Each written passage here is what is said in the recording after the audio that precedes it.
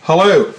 What I want to cover in this video is give you some of the data that we've come across from analyzing brokerages, traders that were using these brokerages over a 4-year period. There were some 400 traders, and we examined all the trades that they did to see who was making money, who wasn't. Now, this is the kind of data which has never before been available to private investors because brokers don't have an incentive in doing this. We have access to our own brokerage data, and that's why we were able to analyze it. The reason this is valuable, or actually invaluable, is because private investors often don't know who of their clients are the ones making the money, who of their colleagues are making money, and what it is that they're doing. Of course, you always get anecdotal evidence, you'll always get the trite advice from people saying you've got to be disciplined, you've got to do this, you've got to do that, and they'll give these talks and so on and fill them up with not very specific examples. What we've done in gathering all this raw data across such a long period among so many traders is reinforce what we knew to be accurate, but with specific actual examples. So let's get on with this series of videos which will go into all of that detail. The first thing that I want to do is just tell you a bit about what other information you can get to connect up with me. You can see over there, you can connect up with me on Facebook, and I often put trading information and so on there. I also put a lot of other information just from travels and so on. Twitter tends to be mainly trades and trading advice. The blog, as you'd expect, has purely trading related information, so I might talk about specific trades which I think are coming up which look good. I might put in information that I found from various other sources, whether it's a Goldman's research report or whatever else it is. We've created a whole series of education information on Investing.Better.com, as you can see there, and brokerage data, Alpesh Patel Spreads.com, which has now become and merged with SterlingMarkets.com, you can see up there as well. So feel free to make a note of all of those and connect up with me through them. It'll enhance all the data and information that we're speaking of here. So let's start off with the first thing. Now you'll see that I've put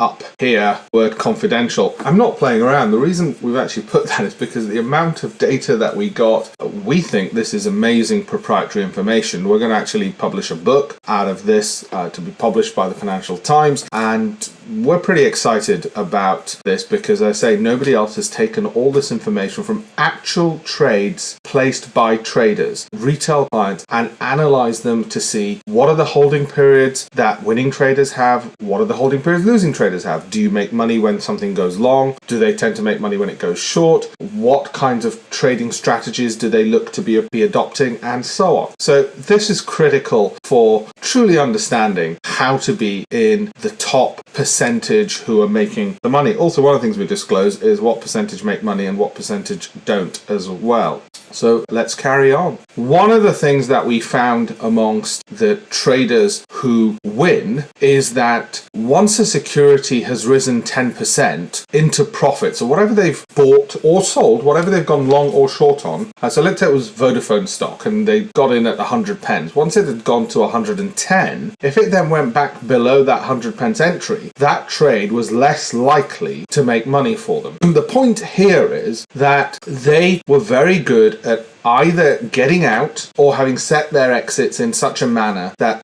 a profit would not become a loss. Now, you may think, well, wait a minute, surely if you hold it long enough, it'll turn around. Surely 10% is not big enough, and so on and so forth. This is just what we're telling you. Statistically, when we analyzed the trades that were undertaken by the winners and the losers, what we found is that the winning trades and the losing trades had this differentiation. The losing trades would often be cases where a security has gone up 10% into profit, a trade's gone up into 10% profit, and then goes into a loss. And losing traders tended to hold on to that, hoping that it'll return into profit. Winning traders got out when it looked like a winning trade was about to become a loss. That's the first point I wanted to make. Second point, some make money who are right only 4 times out of 10. Now, you might think, well, that just doesn't make sense. How can you make money if you're only right 4 times out of 10? What we found is some of the winning traders were able to be right only 4 times, but the money they made on the 4 times they were right was more than the money they lost on the 6 times they were wrong, which meant that the 6 times they were wrong, the losses were relatively small. This is very important because it meant that when they had losses, in other words, when they knew they were wrong, they got out very quickly and they had very small losses. It seemed as if that they knew that if a trade isn't going in their direction, they're going to get out at a small loss. They didn't tend to have big losses, is what we're getting at when we looked at the data. The wins were sufficiently big that even being right 4 times out of 10, they won.